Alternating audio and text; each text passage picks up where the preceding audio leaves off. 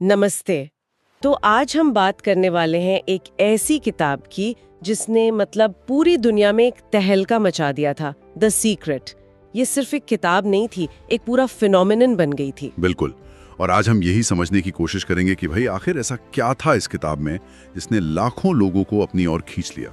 हमारा मकसद है इसके कोर मैसेज यानी आकर्षण का नियम या लॉ ऑफ अट्रैक्शन की तह तक जाना। हाँ, कि ये है क्या, कैसे काम करता है और किताब के मुताबिक इसे जैसे पैसा, सेहत और रिश्तों पर कैसे लागू किया जा सकता है। जी, और हमारी ये पूरी बातचीत रोंडा बर्न की किताब द सीक्रेट पर ही आधारित है। इसमें Jack Canfield, Bob Proctor, doctor Joe Vitale जैसे कई जाने माने विचारकों के उनके विचार शामिल हैं। और किताब का जो सबसे बड़ा, सबसे बोल्ड दावा है वो है विचार वस्तु बन जाते हैं, थॉट्स बिकम थिंग्स। राइट। तो चलिए इस फैसिनेटिंग आइडिया की तह तक चलते हैं और देखते हैं इसमें क्या खास है। और शुरू करने से पहले ये समझना जरूरी है कि ये किताब एक स्पिरिचुअल और सेल्फ हेल्प जॉनर में आती है। इसका पूरा आधार ये इस विश्वास पर टिका है कि हमारे विचारों में हमारी हकीकत को बदलने की ताकत है। ये अपने आप में एक बहुत बड़ा दावा है। बहुत बड़ा। और आज हम इसी की पड़ताल करेंगे। ठीक है, तो सबसे पहले ये रहस्य या द सीक्रेट आखिर है क्या चीज? किताब कहती है कि ये आकर्षण का नियम है, यानी लाइक अट्रैक्ट्स लाइक। समान चीजें समान चीजों को अपनी ओर खींचती हैं। हाँ, इसमें बॉब प्रॉक्टर का एक बहुत मशहूर कोट है, अगर आप इसे अपने मन में देख सकते हैं तो आप इसे अपने हाथ में पकड़ने वाले हैं। सुनने में ये बहुत पावरफुल लगता है, लेकिन क्या ये सिर्फ पॉजिटिव थिंकिंग का कोई नया नाम है या इसमें कुछ और भी है? किताब के मुताबिक ये पॉजिटिव थिंकिंग से कहीं ज्यादा गहरा है। यहाँ बात फ्रीक्वेंसी और वाइब्रेशन की होती है। फ्रीक्वेंसी? हाँ, उनका तर्क है कि हमारा हर विचार एक फ्रीक्वेंसी पर वाइब्रेट करता है। जब हम कुछ सोचते हैं तो हम उस फ्रीक्वेंसी को ब्रह्मांड यानी यूनिवर्स में भेजते हैं और एक चुंबक की तरह वो विचार उसी फ्रीक्वेंसी वाली चीजों को अपनी तरफ खींचकर हमारी जिंदगी में ले आता है। इसे समझने के लिए किताब में एक टीवी ट्रांसमिशन का उदाहरण दिया गया है जो काफी दिलचस्प है। हाँ बिल्कुल। सोचिए कि आप एक ह्यूमन ट्रांसमिशन टावर हैं। आप अपने विचारों से एक फ्रीक्वेंसी भेज रहे हैं। अगर आपको अपनी जिंदगी में कुछ बदलना है तो आपको अपने विचारों को बदलकर अपनी फ्रीक्वेंसी बदलनी होगी। जैसे हम चैनल बदलने के लिए टीवी की फ्रीक्वेंसी बदलते हैं, वैसे ही हम अपने विचारों से अपने जीवन की तस्वीर बदल सकते हैं। एग्जैक्टली। पर यहाँ पर एक बहुत ही काउंटर इंट्यूटिव बात सामने आती है, वो ये कि ये नियम नेगेटिव शब्दों को कैसे प्रोसेस करता है। अगर मैं सोचती हूँ मुझे कर्ज में नहीं डूबना है तो क्या होगा? ये एक बेहतरीन सवाल है, क्योंकि यहीं पर ज्यादातर लोग गलती करते हैं। किताब कहती है कि आकर्षण का नियम नहीं, मत या डोंट जैसे शब्दों को नहीं पकड़ता। अच्छा। वो सिर्फ उस चीज पर फोकस करता है जिस पर आपका ध्यान है। तो जब कोई सोचता है मुझे कर्ज नहीं चाहिए, तो यूनिवर्स कर्ज शब्द पर ही फोकस करता है और उसी को आकर्षित करता है। तो ये ब्रह्मांड की नहीं समझने वाली बात असल में हमारे दिमाग के काम करने का तरीका है। अगर मैं कहूँ गुलाबी हाथी के बारे में मत सोचो, तो सबसे पहले दिमाग में गुलाबी हाथी ही आएगा। बिल्कुल। ध्यान हमेशा वस्तु पर जाता है, निषेध पर नहीं। इसका मतलब आपको उस चीज के बारे में सोचना है जो आप चाहते हैं, न कि उसके बारे में जो आप नहीं चाहते। सही। तो focus on what you want. हाँ, किताब का यही सार है। आकर्षण का नियम हमेशा काम कर रहा है 24/7, चाहे आप इस पर यकीन करें या ना करें। सवाल सिर्फ ये है कि आप इसे अपने फायदे के लिए इस्तेमाल कर रहे हैं या अनजाने में अपने खिलाफ। ठीक है, तो हमने आकर्षण का नियम समझ लिया, लेकिन अब सबसे बड़ा सवाल इसे इस्तेमाल कैसे करें, क्योंकि सिर्फ सोचने से तो चीजें नहीं बदलती। किताब जरूर कोई प्रैक्टिकल तरीका बताती होगी। हाँ, और इसके लिए किताब में अलादीन के चिराग का एक बहुत ही शानदार मेटाफर इस्तेमाल किया गया है। आप अलादीन हैं और यूनिवर्स वो जिन है। अच्छा। और ये जिन सिर्फ 3 शब्द कहता है, your wish is my command, यानी आपका हुक्म मेरे सर आंखों पर। और ये जिन आपके हर विचार को एक आदेश की तरह लेता है। ये तो सुनने में बहुत आसान लगता है। तो इस जिन से अपनी बात मनवाने का प्रोसेस क्या है? इसके लिए एक सिंपल 3 स्टेप क्रिएटिव प्रोसेस बताया गया है। पहला, मांगे, आस्क। दूसरा, विश्वास करें, बिलीव। और तीसरा, प्राप्त करें, रिसीव। चलिए पहले स्टेप पर आते हैं, मांगे। इसका क्या मतलब है? मांगने का मतलब है कि आपको क्रिस्टल क्लियर होना होगा कि आप असल में चाहते क्या हैं। अस्पष्टता यहाँ काम नहीं करती। जैसे मुझे कुछ पैसे चाहिए, ये काम नहीं करेगा। नहीं, आपको स्पेसिफिक होना होगा और ये मांग आपको यूनिवर्स से सिर्फ एक बार करनी है। जैसे आप किसी कैटलॉग से कोई चीज ऑर्डर करते हैं, आप बार बार फोन करके नहीं पूछते कि मेरा ऑर्डर मिला या नहीं। ऐसा करना शक पैदा करता है। मांगना तो फिर भी आसान लगता है, लेकिन दूसरा स्टेप विश्वास करना, ये तो थोड़ा मुश्किल लगता है। हमारा दिमाग तो हमेशा कैसे और कब के सवालों में उलझा रहता है। इस मेंटल बैरियर को तोड़ने के लिए किताब कोई सलाह देती है? बिल्कुल, और किताब मानती है कि यह सबसे जरूरी और शायद सबसे मुश्किल कदम है। विश्वास करने का मतलब है कि आपको ये मानकर चलना है और महसूस करना है कि जो आपने मांगा है वो आपको मिल चुका है। मिल चुका है मतलब पास्ट टेंस में? हाँ, आपको उस तरह से एक्ट करना है जैसे वो चीज आपके पास पहले से ही है। और सबसे बड़ी बात, कैसे होगा ये सोचना आपका काम नहीं है। How is the domain of the universe. मतलब हमें हाउ की चिंता छोड़कर बस एंड रिजल्ट पर फोकस करना है। जी हाँ, जैसे ही आप कैसे के बारे में सोचना शुरू करते हैं, आप शक और निराशा की फ्रीक्वेंसी पर आ जाते हैं, जो आपकी इच्छा को आप तक पहुंचने से रोकती है। विश्वास का मतलब है अनवेवरिंग फेथ। और फिर आता है तीसरा और आखिरी स्टेप, प्राप्त करें। इसमें क्या करना होता है? प्राप्त करने के लिए आपको अच्छा महसूस करना है। You have to feel good. जब आप खुश, उत्साहित और आभारी महसूस करते हैं, तो आप खुद को उस चीज को पाने की रिसीविंग फ्रीक्वेंसी पर ले आते हैं। तो भावनाएं बहुत जरूरी हैं इसमें। भावनाएं ही वो फ्यूल हैं जो आपकी इच्छा को आप तक पहुंचाती हैं। अगर आपने एक शानदार कार मांगी है, लेकिन आप दिन भर दुखी और निराश महसूस कर रहे हैं, तो आप उसे रिसीव करने की पोजीशन में नहीं हैं। आपको अपनी फीलिंग्स को अपनी इच्छा के साथ अलाइन करना होगा। तो ये सिर्फ मेंटल एक्सरसाइज नहीं है, ये एक इमोशनल एक्सरसाइज भी है। किताब में इन एब्स्ट्रैक्ट आइडियाज को प्रैक्टिस में लाने के लिए कुछ प्रैक्टिकल टूल्स भी दिए गए हैं। इनमें से दो सबसे पावरफुल है, आभार यानी ग्रैटिट्यूड और विजुअलाइजेशन। ग्रैटिट्यूड को तो किताब में गेम चेंजर बताया गया है। जब आप उन चीजों के लिए शुक्रगुजार होते हैं जो आपके पास पहले से हैं, तो आप यूनिवर्स को एक पावरफुल सिग्नल भेजते हैं कि आपके पास बहुत कुछ है और यूनिवर्स आपको और भी ज्यादा देता है। इसमें ली ब्रोवर की ग्रैटिट्यूड रॉक की कहानी बहुत अच्छी है। वो अपनी जेब में एक छोटा सा पत्थर रखते थे और दिन में जब भी उनका हाथ उस पत्थर पर जाता, वो किसी ऐसी चीज के बारे में सोचते जिसके लिए वो शुक्रगुजार हैं। ये तो आजकल पॉजिटिव साइकोलॉजी में भी एक बहुत कॉमन प्रैक्टिस है। लोग ग्रैटिट्यूड जर्नल्स लिखते हैं। तो ये आइडिया अब मेन स्ट्रीम में भी आ चुका है। किताब इसे एक कदम और आगे ले जाती है ना? बिल्कुल। किताब कहती है कि जो आप चाहते हैं उसके लिए पहले से ही धन्यवाद देना शुरू कर दें। ये विश्वास वाले स्टेप को जबरदस्त तरीके से मजबूत करता है।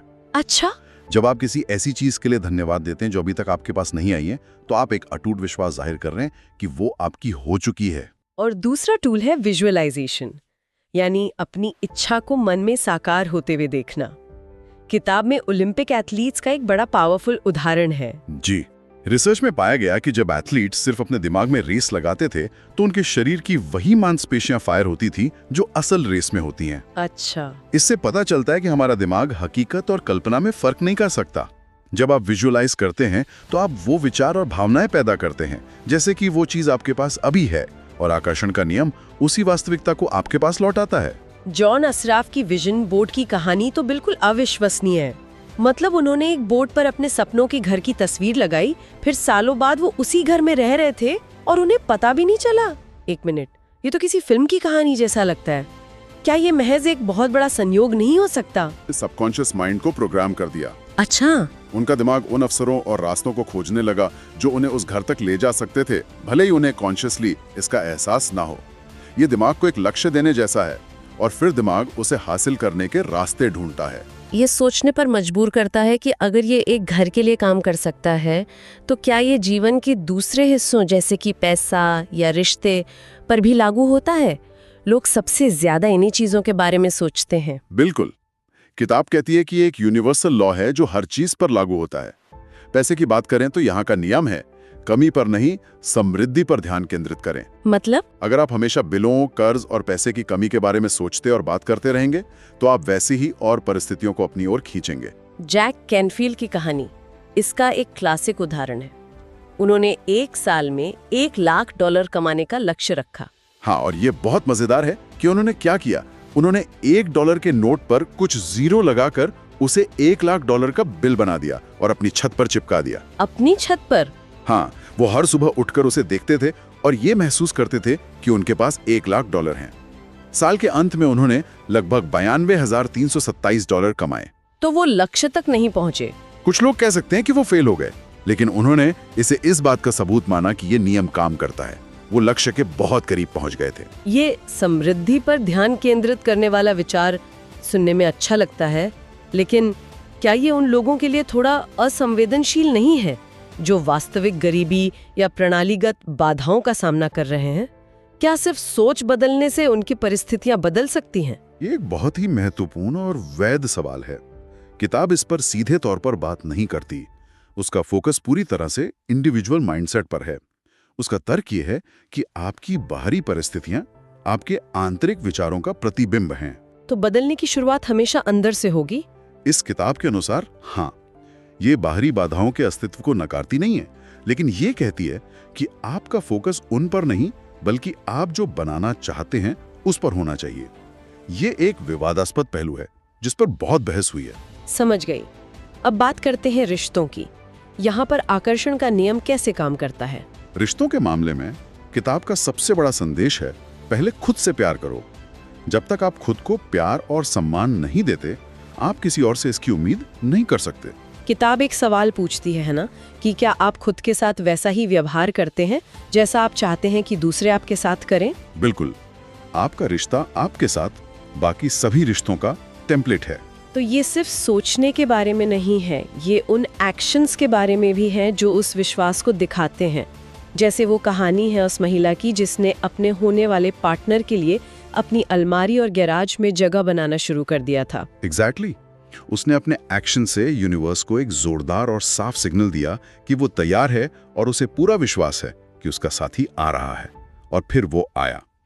ये विश्वास करें और प्राप्त करें कि स्टेप्स का एक बेहतरीन प्रैक्टिकल एग्जाम्पल है। और अब आते हैं सबसे संवेदनशील विषय पर, स्वास्थ्य।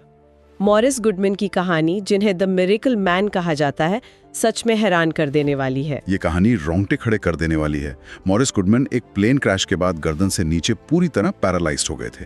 उनकी रीढ़ की हड्डी टूट गई थी, वो सांस भी नहीं ले सकते थे। बाप रे। डॉक्टरों ने कह दिया था कि वो जिंदगी भर एक पौधे की तरह बिस्तर पर पड़े रहेंगे। मतलब कोई उम्मीद नहीं थी चिकित्सकीय रूप से? बिल्कुल। लेकिन मॉरिस ने अपने मन में सिर्फ एक तस्वीर रखी कि वो क्रिसमस पर अपने पैरों पर चलकर अस्पताल से बाहर जाएंगे। वो हर दिन, हर पल बस इसी की कल्पना करते रहे। और उन्होंने अपने दिमाग की ताकत से पहले अपने डायफ्राम को काम करने पर मजबूर किया ताकि वो खुद सांस ले सकें, और फिर धीरे धीरे अपने पूरे शरीर को ठीक कर लिया।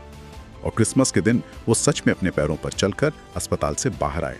ये इच्छा शक्ति की एक असाधारण कहानी है, लेकिन ये एक बहुत बड़ा सवाल भी खड़ा करती है। क्या इस तरह की सोच खतरनाक हो सकती है अगर लोग इसे पारंपरिक चिकित्सा के विकल्प के रूप में देखने लगे? किताब इस संतुलन पर बात करती है। ये किताब का सबसे ज्यादा आलोचना किया जाने वाला हिस्सा है। किताब सीधे तौर पर पारंपरिक चिकित्सा को छोड़ने के लिए नहीं कहती, लेकिन इसका जोर इस बात पर है कि बीमारी पर ध्यान केंद्रित करने से और बीमारी पैदा होती है। तो संदेश है, उत्तम स्वास्थ्य पर ध्यान केंद्रित करें। हाँ, आलोचकों का कहना है कि ये अप्रोच गंभीर बीमारियों के मामले में खतरनाक हो सकता है। किताब का नजरिया यह है कि मन का शरीर पर गहरा प्रभाव पड़ता है और नकारात्मक विचार शरीर की प्राकृतिक उपचार क्षमता को कमजोर करते हैं, जबकि सकारात्मक विचार उसे मजबूत करते हैं। तो कुल मिलाकर द सीक्रेट का सार ये है कि आपके विचार और आपकी भावनाएं आपकी वास्तविकता को गढ़ती हैं। आप अपने जीवन की कहानी के लेखक हैं और कलम आपके हाथ में है। सही कहा। और इन विचारों को एक मॉडर्न साइंटिफिक टच देने के लिए किताब इन्हें क्वांटम फिजिक्स से जोड़ने की कोशिश करती है। तर्क यह है कि क्वांटम स्तर पर सब कुछ ऊर्जा है और हम सब एक ही ऊर्जा क्षेत्र का हिस्सा हैं। लेकिन क्या ये एक वास्तविक वैज्ञानिक कनेक्शन है या सिर्फ एक मेटाफर? ये समझना बहुत जरूरी है। ज्यादातर वैज्ञानिक इस व्याख्या को एक रूपक मानते हैं, न कि एक कठोर वैज्ञानिक तथ्य। किताब क्वांटम फिजिक्स के कॉन्सेप्ट्स का इस्तेमाल अपनी बात को समझाने के लिए करती है, लेकिन ये कोई साइंटिफिक पेपर नहीं है। तो ये इन आध्यात्मिक विचारों को एक समकालीन भाषा देने का एक प्रयास है।